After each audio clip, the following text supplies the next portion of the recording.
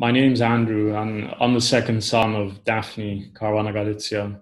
And ever since I was a child, my mother was a journalist. She started writing the year I was born, and at that time, she was the only woman journalist actually writing in her own name.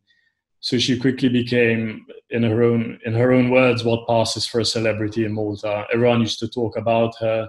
No one knew who I was as a child. So sometimes at the beach, I'd overhear people talking about her and what she had written about and how scandalous it is.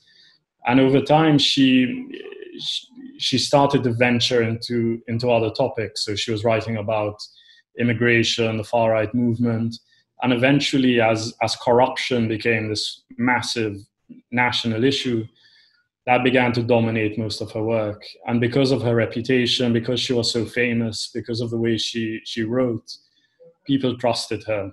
Her readers trusted her, but sources also trusted her. So she was getting most of the biggest stories. And at a certain point in the year of her assassination, it became overwhelming. She was just working on so much. Everyone was going to her, scandal after scandal. And this was a good thing in a way because she liked to write. She couldn't stand injustice. So this was work she wanted to do. But it put her in such a dangerous position because she was the only person really doing it.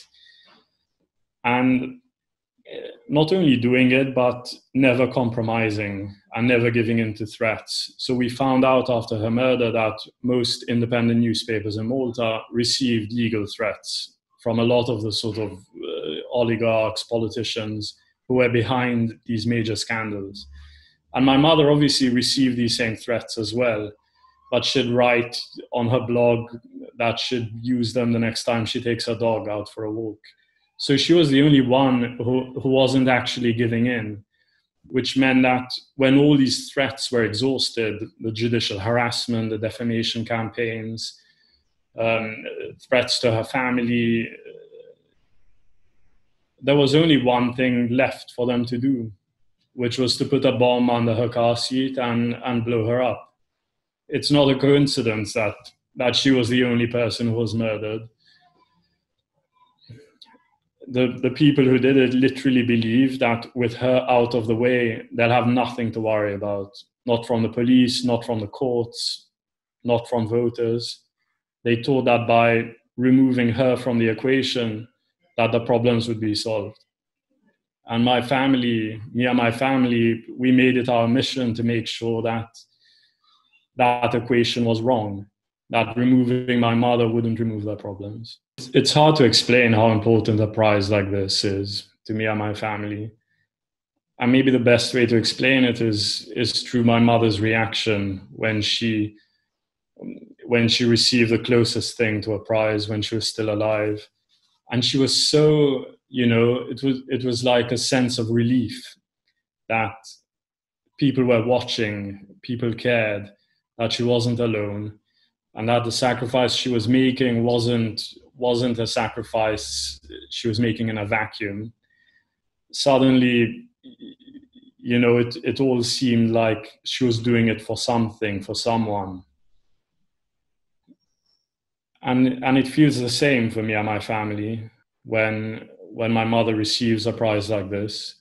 She's not alive to feel that sense of relief. So we feel it on her behalf.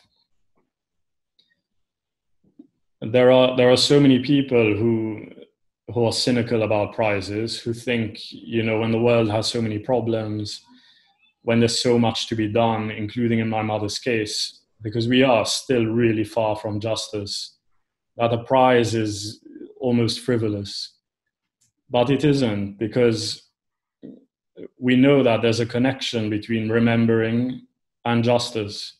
That if we forget the people who were murdered, if we forget the human rights activists, the journalists, the people with integrity who lost their lives fighting for us, for our right to know, for our right to live in a democracy, for our right to enjoy our other rights, if we forget them, if we forget these people, then no one is going to remember to fight for justice.